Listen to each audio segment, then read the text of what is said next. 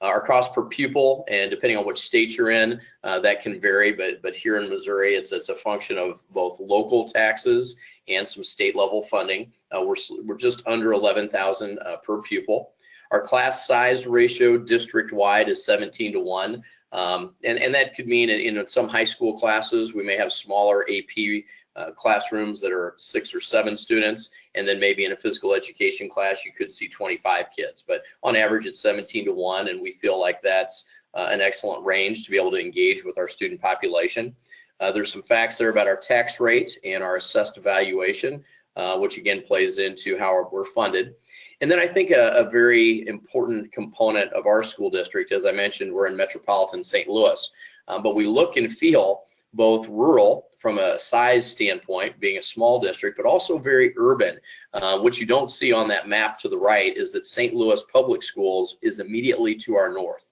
So we've got the river on one side, and we have St. Louis Public to our north. So we are also have an urban feel to our school district, and with that, we have 85% of our students inherently qualify for free and reduced lunch. Because of that, we participate in a national program called the Community Eligibility Provision, CEP, and that means that every one of our students get free breakfast and free lunch every day, even if they don't qualify. Thank you so much, Kevin. I appreciate you giving us a little bit of an overview of Hancock Place School District, and I think that Linda Ismert has joined us. Linda, are you there? I am here. Oh, wonderful. Would you perhaps do the same thing and give us a little bit of a background about Lee's Summit School District? Certainly. Lee's Summit is a suburban community southeast of Kansas City, so we're on the opposite side of the state, and we have about 18,000 students.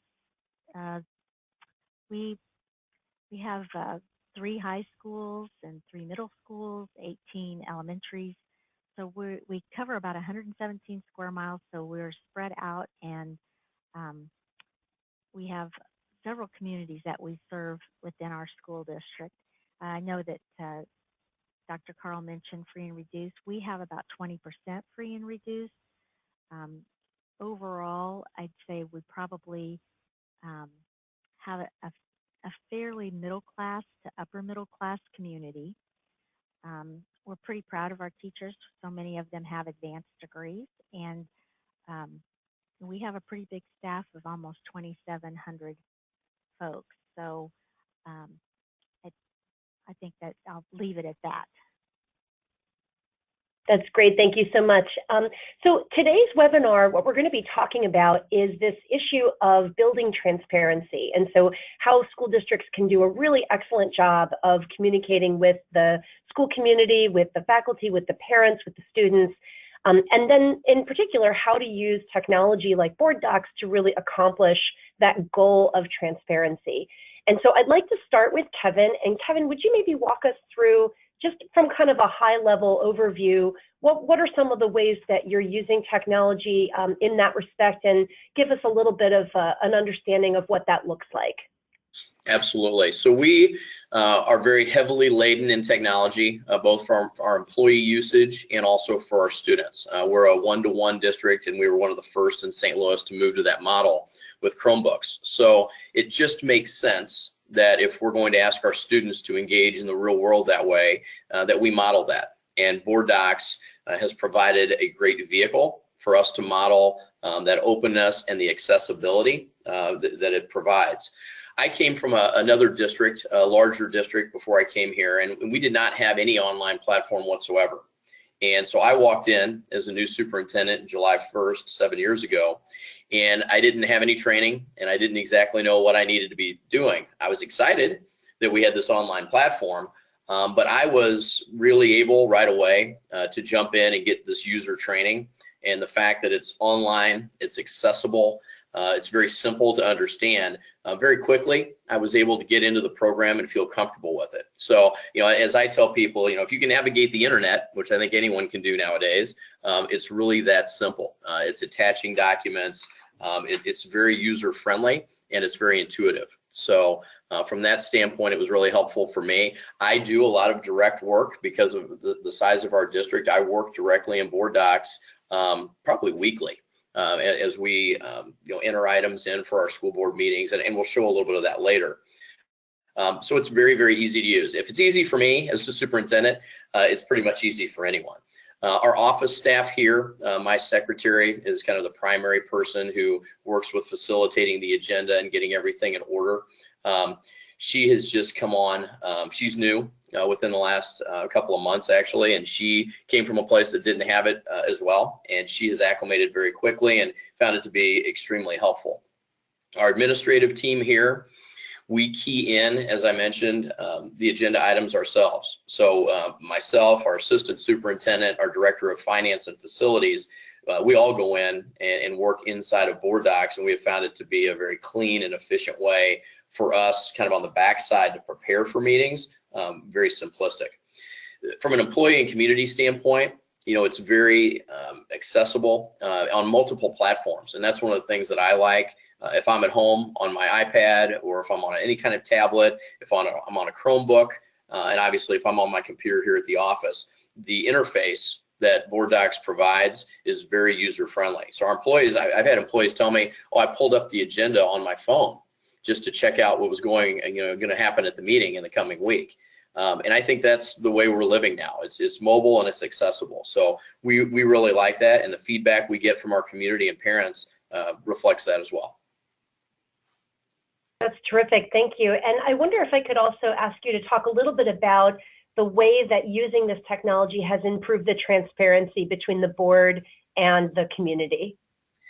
Well, what I have found is we don't get as many phone calls asking. You know, one of the things that we did back in the old paper formats is we would post meeting agendas in various places in our community, in our schools, in some of the local businesses that were frequented regularly.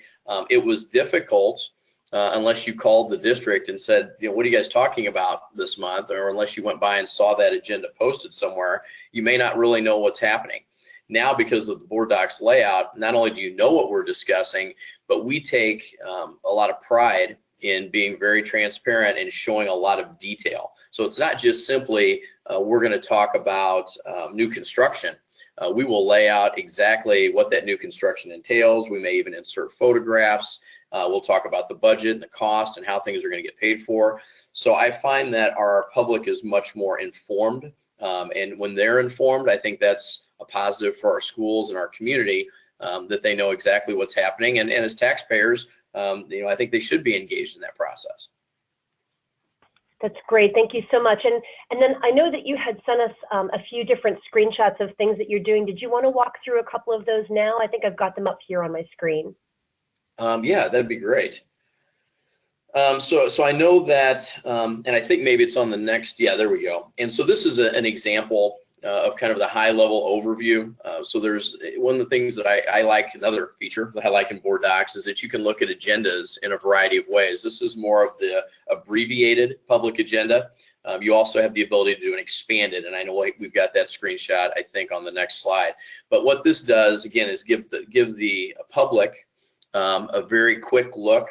Dottie, if you don't mind going back maybe just to that other one just for a moment, gives you a really quick look at how our agenda lays out. We do our closed executive session first, and so we're required by the Missouri Sunshine Law, the Open Meetings Act, to be transparent about what's going to be discussed. So those items are listed, and so anyone knows you're going into an executive session, that's what's going to happen. Then we have our open session meeting, usually starting at 7 o'clock after, with various events. And of course, those topics may change from month to month, but it's a good quick look, and again, very accessible online, that people can see exactly what's going to be discussed. In greater detail is this next slide. So this is basically clicking into one of those board agenda items, and you'll see the details that we include. This is customizable. So not only is it easy to track and easy for people to look at, as we've discussed, all of the features here you could either choose to use or not use. The recommended action, I really like that because it's very clear about what the administration is recommending that the district do or that the board approve. This is a sample of our audit report just from this past November. We then include almost in all of our board items some background information, which talks about why are we doing this, what was it, what is it, a fiscal note, so it gives the board an understanding of where this fits into our budget. And then we've done a lot of work cohesively with our board about establishing board goals, Our CSIP is our Comprehensive School Improvement Plan. So we want to make sure our school board has asked us administratively that whenever we have an agenda item, how does that tie into our work? In other words, how does this fit into the goals of the district and the goals of the board? So we have those on each of our items. And again, you can customize that to fit your needs, but we like this ability to lay this out that way. And then obviously instructional impact. The most important thing we do every day is teaching and learning. And so it's important that when we're having board meetings that we are connected to what's happening in our schools every day. And then you'll see below that how the attachments lay out. And so those were a couple of attachments that were related to our audit, which again are in PDF format, very easy to open, very easy to attach. That's great. Thank you so much. I think that's incredibly helpful. And so Linda, I'd like to maybe turn it over to you to ask you to do a little bit of the same walkthrough for us of just how you're using technology in your school district to improve the transparency with the community. Sure, and I'll try not to repeat all of the good points that Dr. Carl just made. We agree that it is easy to use, and I'm getting an echo here, so I'm not sure. Oh, here we go. That'll help that.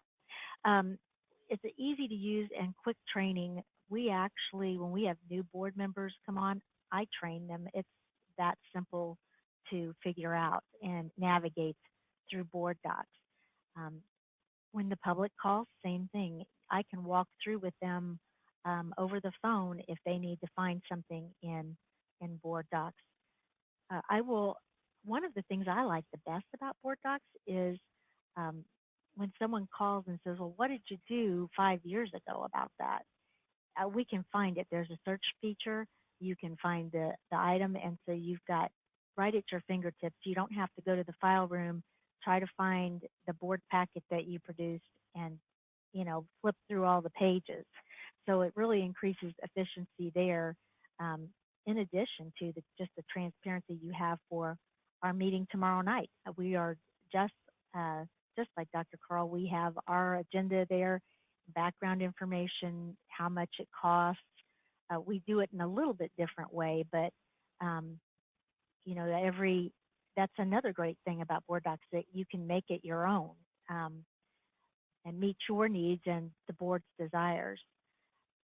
We also have people who sometimes are interested in a specific item and they want to know how that vote went before the minutes are published.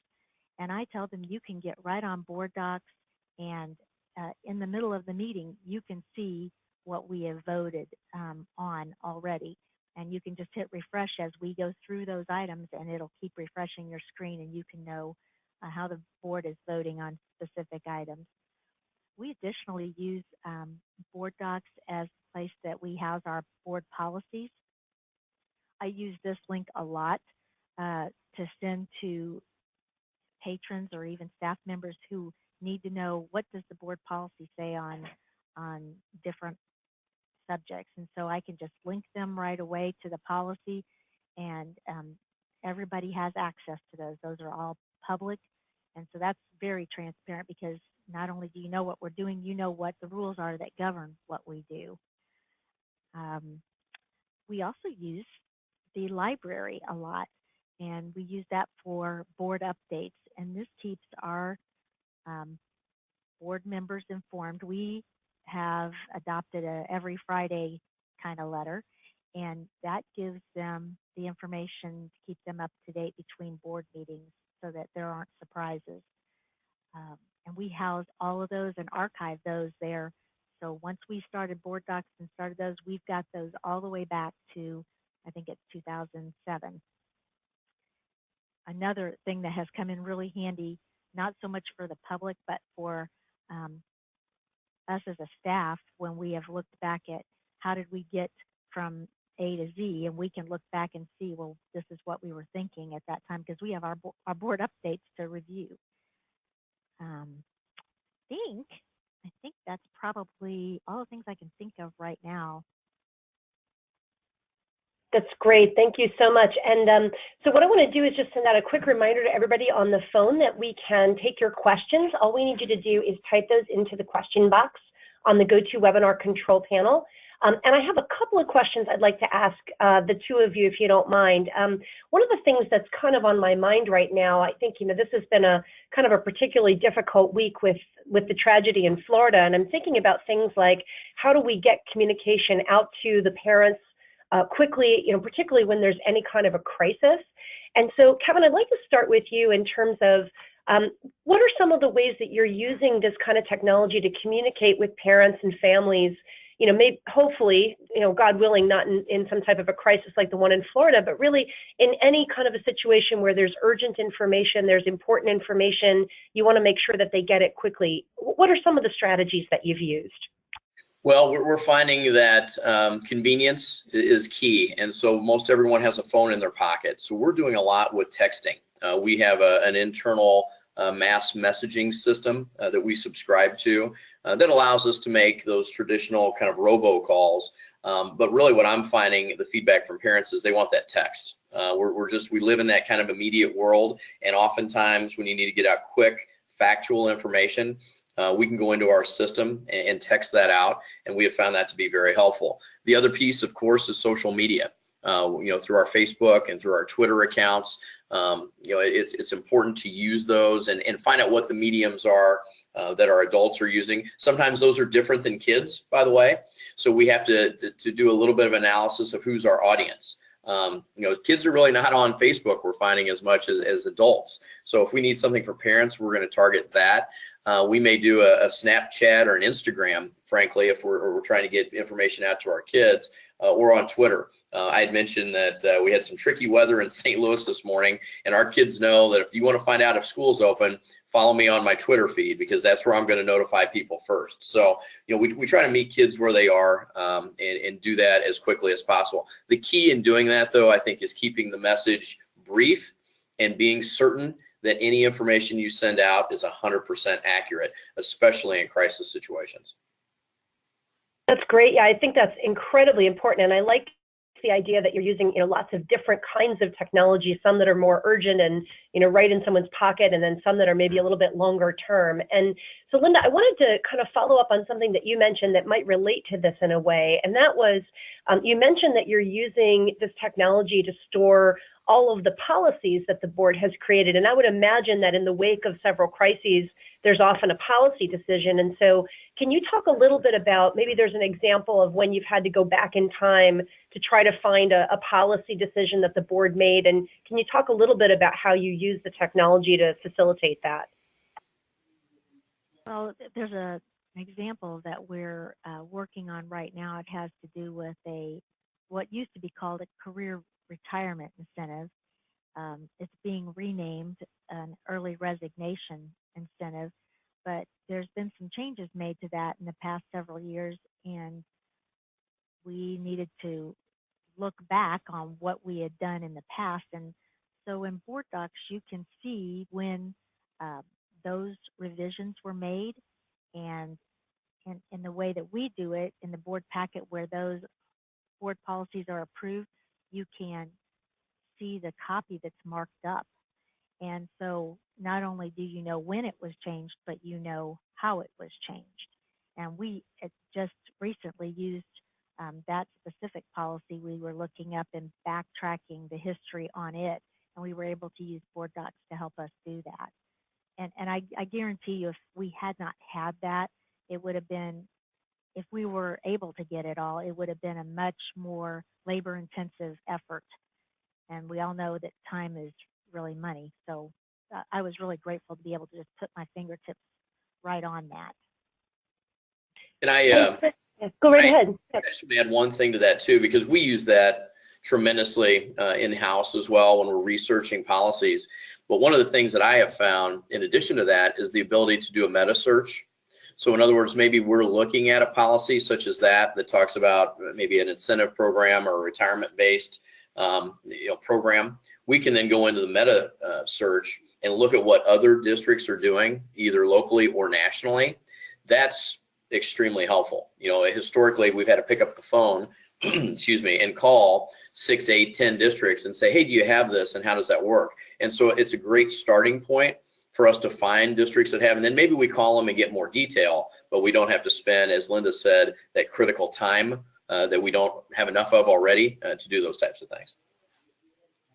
That's great. Yeah, and I think I'd also like to maybe ask a follow-up question of you, Kevin, because I know that when we were preparing for this webinar, you had mentioned a situation that you had in terms of using the technology to help facilitate the negotiation with the Teachers Association. I wondered if you could tell us a little bit about that story. Yeah, of course. So we have two organizations here at Hancock Place that are kind of the equally split associations with our teachers. It's the Missouri State Teachers Association, MSTA, and the Hancock Place Community Teachers Association, which is affiliated with the NEA. And so we have recently had a bit of a shift in our membership. And so historically, for decades, the NEA was our majority organization, and just this year, we've transitioned to having more members with the MSTA. So in that, having the history and being able to go back and look at negotiations agreements, to review the negotiations policy, to make sure that we've got clarity about what's happened historically has been really important, because with a new organization at the negotiations table, they don't have those records. It's really held by the other party, but because we put them in board docs as a matter of public record and for board approval, now the other association can easily go back and not have to ask either myself or the other association for that information. So we have found it to be a tremendous help. And also, in negotiations, one of the top topics is always finances and salaries. You're able to go back and look at our finance presentations, historically over the last 8-10 years, if you wanted to go back and see how is the evolution of our finances, what's our financial condition, what have we been projecting, and have those projections been accurate and true. So that's all been very helpful in that dialogue. And again, it saves time, it saves money, and it saves some of the headache of someone have to search for it, as Linda said, in the old file room. And we've got one of those here, and I'm glad we don't have to get into it so often. Right. And to that point, Linda, I wondered if you could maybe share with us a little bit of kind of your pre and post experience of, before you had this kind of technology, what it was like to have to get information to people and dig through those archives in the filing cabinets versus what it's like now. I wonder if you could share with us a little bit of that perspective. Sure, I actually have a great story. When I started in this position back in 2006, literally we were doing paper packets, hundreds of pages, and so you'd get a packet put together, and we would sit and have to add something in, and we'd renumber the pages by hand, whiting out. And I immediately stepped into that and said, wow, this really seems archaic and not the best use of time. So luckily we had a superintendent who had already used board docs and was working on bringing that over to Lee Summit. And so I said, well, to get us through this 1 year, we went to just a PDF system where I was putting everything in a PDF document, and at least then the pages numbered themselves when you inserted. And we got through that year, and then we went to the electronic. And I can just tell you the stress that happened when we had a change that first year versus now is it's so much better. I mean, literally, you would just feel panic. Everyone would at trying to add something at the last minute. And now it's just like, no, it's not a problem. We can do it. It'll just take us a few minutes because we're familiar with it, and we just pop it right in there. And super grateful for that because it makes my job so much easier. That's terrific. And Linda, I have a follow-up question for you. I think when we were getting ready for this webinar, we talked about how you're using the videotapes of the meetings. Do you guys record your meetings? We do record our meetings, and so for our patrons who can't make it, they're not live streamed, so it's usually put in there the following day, but they can watch all of the meeting or just parts of the meeting as they choose. If there was something in particular they wanted to hear a discussion on, they could just go to that part of the meeting and see it. Now, we have not taken the videotape in so that you can go to the item automatically. You would have to run through the video itself, but that there is a capability to do that for people who wish to. That's great. And Kevin, just out of curiosity, is that something that you all are doing? Are you recording your meetings as well? We are not. We do a little follow-up. I do a short video clip, kind of a board recap, about 3 to 5 minutes the following day, and send that out through a program. But I reference board docs with that, so it's called Screencast-O-Matic, and so I'm able to pull up the agenda and just do a very high-level overview. I think that Linda may be a pro user, and we're on the LT side, and that's again that customizable ability of board docs to kind of look at what those needs are. But we've found that frankly people actually like to go in and look at the board docs piece, because I can track how many people have seen the video. More people are going in to look at board docs in its layout form even than watching me. Now that might be about me, but I think it's more so that it's probably easier for them to get board docs on their phone than it is to watch a video. Yeah, I think that's probably true. So, but it is I think particularly useful. I know we have a number of school districts that do have to record and live stream their meetings, and so when they do that through the meeting control panel and the software, it ties each one of the agenda items to the specific clip of the video, so that when you go back, if you want to see the video clip associated with a particular agenda item, it's very easy just to click through and you get it immediately. I'd like to actually ask some additional questions. We do have some questions coming in from folks that are attending the webinar. Thank you for sending those in. I have a question here just about kind of the getting started process and the initial training and how do you get this going. So I wondered if maybe I could ask Kevin for you to talk first, and then Linda for you to talk about just what was involved in making the transition. How much training did it require? How did you make the adjustment? It was very simple and very easy. I think there's the adult part of anytime you've got change, but my board president says it best, and she says, the only constant is change. So I think once you let people know what it's going to mean for them, and Linda can talk to this, I think, firsthand, but I know for me, again, coming from a district that didn't have it, for all of the reasons that we've articulated in this webinar, it just really makes sense. It's going to save time. It's easy. It's very transparent. And that transition, the support from board docs, no question is too small. And so anytime we had a glitch, or if we had and it was a glitch on our end, not on the program's end, but if we said, well, how do we do this, or how do we make this work, there was always an answer. And if there wasn't an immediate answer, there was a solution. And so that customizable nature was great. So I think you just, you present it from the standpoint to that primary person of this is how you're going to get a lot of your life back by using board docs, and it's just a win-win for everybody. That's great. And Linda, do you want to maybe share a little bit about that journey as well for you? Because I know that you've made a transition. So what was it like to get everybody on board, and did you get any pushback, and how did you navigate that? Well, I think you have to have the board's buy-in because it's their packet. So once you have board buy-in, pretty much your staff is going to be all on board, because the system sells itself. Once you're in it, you're like, how did I live without it? And I would reiterate something that Dr. Carl just said, the support from board docs, all the different things I use, board docs, everybody is friendly, everybody is helpful. They want to make sure you have everything you need. And that's been a constant thing from the minute we joined in 2007. So I mean, that's a good 10 years of consistent, great customer service. And I would also put a plug in for the conferences that you offer.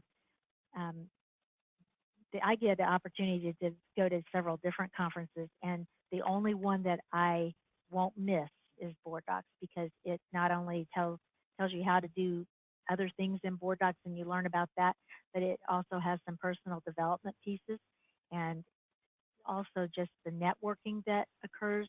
I've reached out to a lot of different people across the nation who have similar jobs, and that probably has been the single most advantageous thing as far as a professional development piece.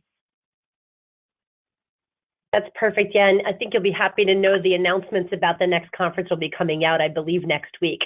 So we've something my calendar that date. Right. Yeah, we'll be sending out the announcements shortly. But yeah, so it's good. I think it's good. You're going to be pleased when you get the information. So I don't want to preempt that, but that'll be coming out next week. Awesome.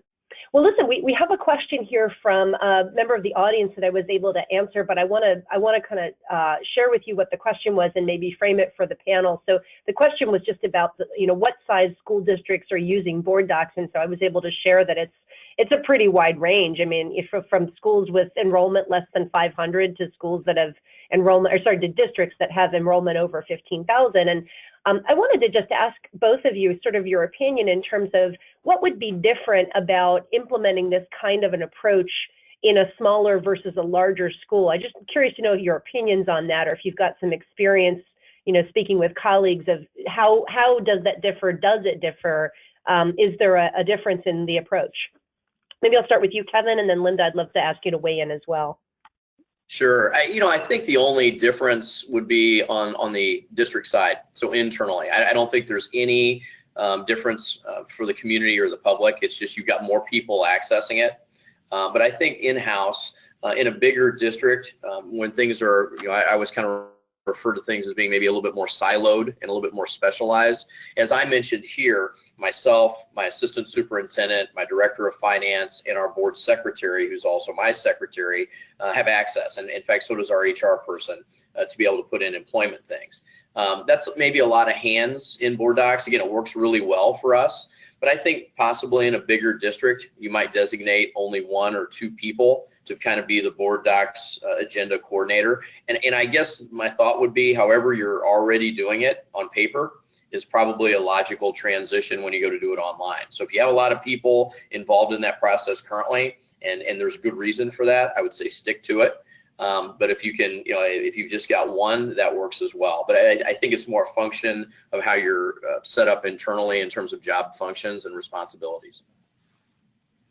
Linda, thank you so much, Kevin. I think that's really very prescient. And Linda, I'm curious to know your thoughts as well. I know that when you've come to our conferences, you've certainly spoken to a lot of others at school districts that are doing similar roles. And so have you gotten any sense for how things might be different or the same depending on the size of the school district?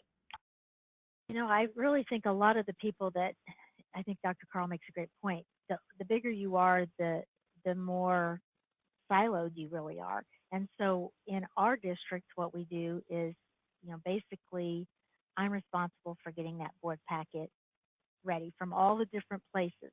And we've chosen to do it that way instead of using the approval tree, but people should know that that's an option, and in bigger districts could be a real advantage depending upon how you operate. We've just chosen to do it this way.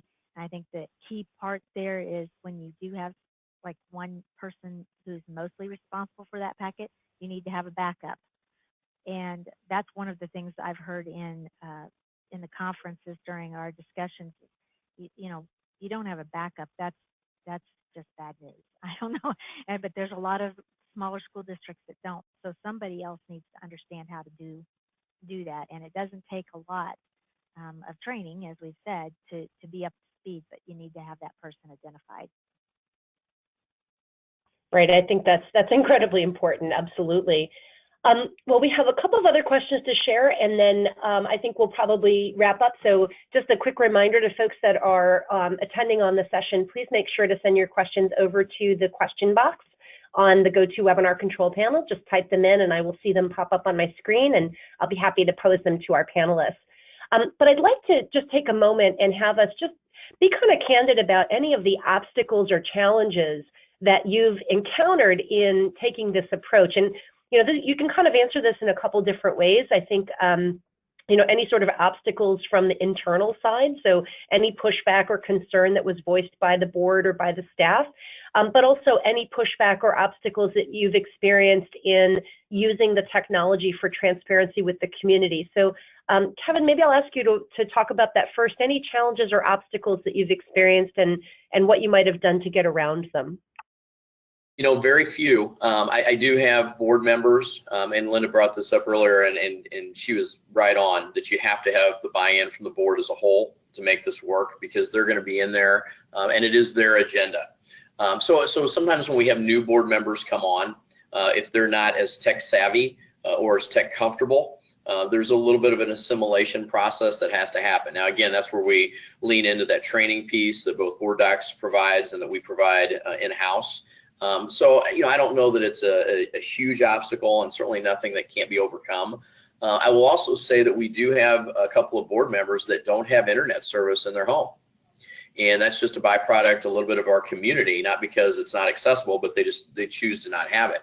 That is an obstacle. And so, we have Wi-Fi obviously in all of our schools, but we have found that at times, that's where I guess a paper packet would be more convenient. But in this day and age, and again, we're modeling for our kids and our community the tech aspect of it. So anytime you've got either no access or you're down on access, the other catastrophic thing that can happen, and we've been having some just bizarre internet outages here in St. Louis over the last 2 or 3 weeks. When your internet's down, you're a boat without an engine.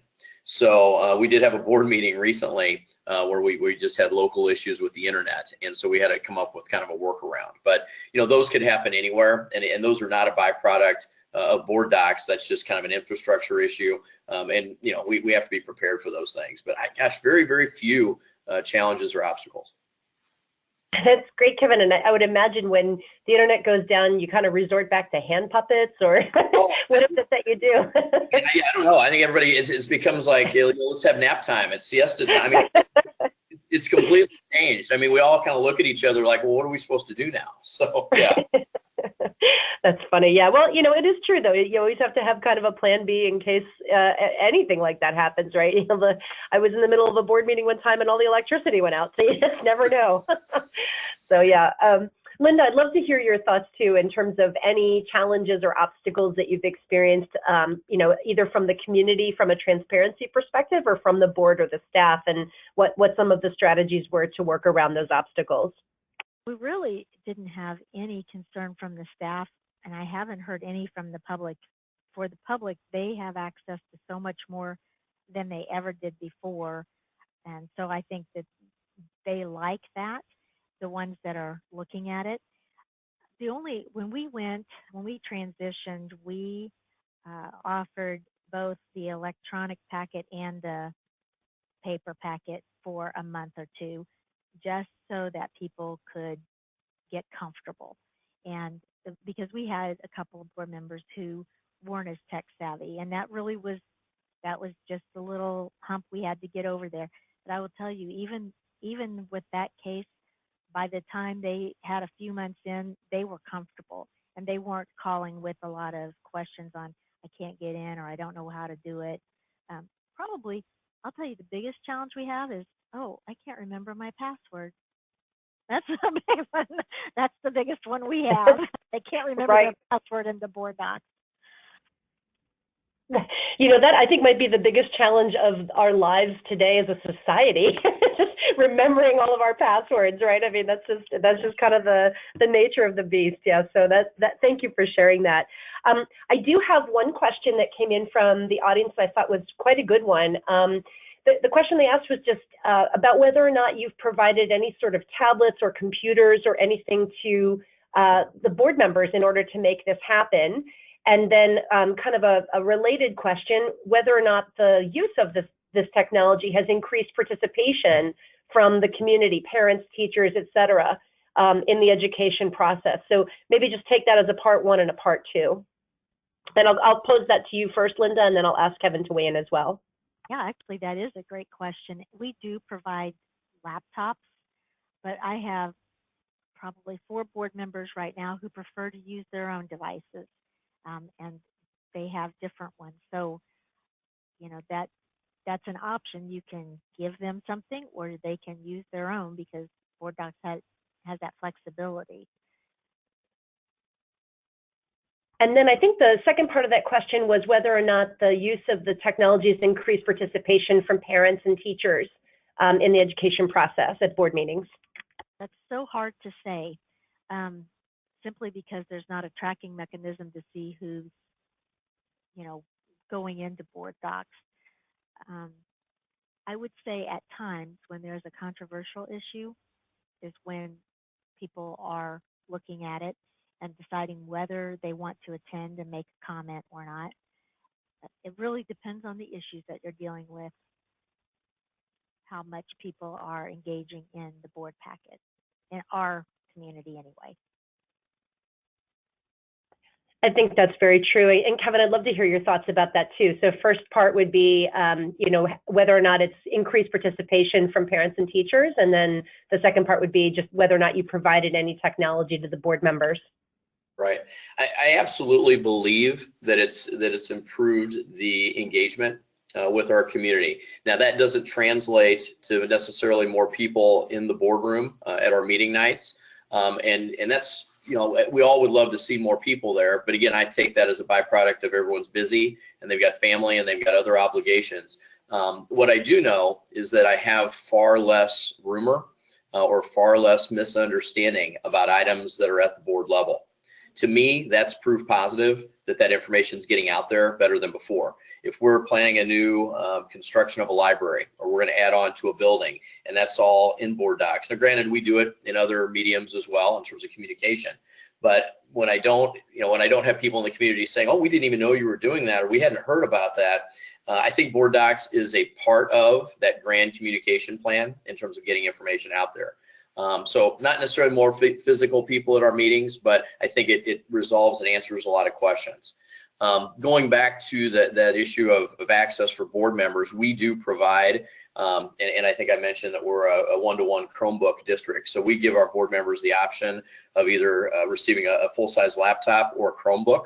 I think right now all of our board members have Chromebooks that they have issued to them from the district that they take home, and they take to professional development conferences as well, but they use that exclusively. And I was chuckling when Linda said that the biggest obstacle was passwords. I think I get flanked by my two board members who at every meeting say, "Gosh, what is my login?" So that kind of rung with me that was probably something that we encounter as well.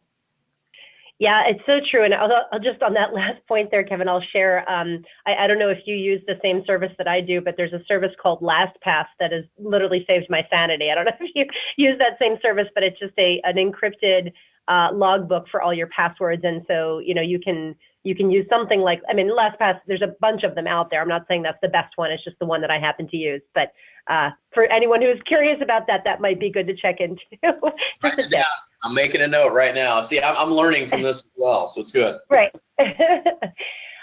Well, so we do have one other question that I thought is great, and then I think we can wrap up from there. So the last question was, and I'll ask Linda to go first, whether or not you still provide any paper agendas at the meeting, and that if you don't, how does the public follow along on the agenda? So I'd love to hear your thoughts on that. We do provide the agenda itself, which is more the simplified agenda that you saw Dr. Carl produce on the screen earlier. So it just tells what we're talking about, not the detail. We put about 30 of those out. And we also then have screens, TVs that face the audience and the board, and we go through the agenda together. So you know where we're at. So whatever item we're on, we will put it up on the screen. We don't go into the detail on the screen, but we do have the item listed so you know where we're at. But it wouldn't be a bad idea to go to I don't know if we're at the place where we could do the detail, but that would be nice if we could. And I do have a lot of people who bring their computers to the meetings, staff members specifically, and follow along in the packet. So. That's great. Yeah, and Kevin, how do you find that works for you? First of all, do you provide paper? And then if not, are you putting something like this up on the screen for people to refer to, or how do you manage that? So what we have on the screen now is the one piece of paper that we will give audience members. So anyone who comes to the board meeting will get that. And then we actually will go right into board docs, and just as our layout is with the details, that's what we project. So this item here, again, that example of our audit report, we have 3 synchronized large screen projection TVs. And so those are in our boardroom, and we will bring up this entire item. And we don't read it verbatim. That's not the point. We provide administratively some background to supplement this. So this is a piece of information, and we'll talk to it, but we don't read from it. But it does allow the audience members to be able to follow along very specifically. And we're lucky that, given the context of our board space, people are able to read that pretty easily from the screen. That's obviously a consideration. If it was a bigger participation meeting where you had 100 or so people at the meeting, I think you may want to either do it on a much larger screen or kind of think about that differently. But for us, we literally go item by item and pull those up and move through the agenda. That's fantastic. Well, I think that looks like all the questions that have come in. And so what I'd like to do is take a moment just to wrap up a little bit. And first, I want to say a really big thank you to Dr. Kevin Carl and Linda Ismert for taking their time and sharing with us their expertise and their thoughts and their experiences. So thank you both so much for doing this. We really, really appreciate it. Thank you for having me. And then I'd also like to take a moment and thank the audience. Everyone asked some really terrific questions. We really appreciate getting those questions. For those of you that have joined us today, we do have available in the GoToWebinar control panel a handout that you can download. So you'll see that as an attached handout in the control panel. We'll also be sending out a follow-up email to everyone that includes a link to the recording of this session as well as the slides. And then we'd also like to invite you to get to know Board Docs a little bit better. And so when we send out the follow-up email, if you'd like to learn a little bit more about the program, in particular, what the pricing details might be, what the specific feature sets are for the different versions of Board Docs, we'd love to speak with you about that. And so we'll be reaching out to you to see if that's something of interest. And if that is something of interest, we'd be delighted to provide a demonstration for you or for any part of your board or your staff. And we can get you all the information and details that you need. So without further ado, I want to just say thank you so much. And I also want to put out a special thank you to Amanda Finney, my dear colleague who helped to organize this session. And then again to Dr. Carl and to Linda Ismert, thank you both so much. And to all of you, thank you for attending this session. And we hope that this was helpful. I hope everybody has a really great day.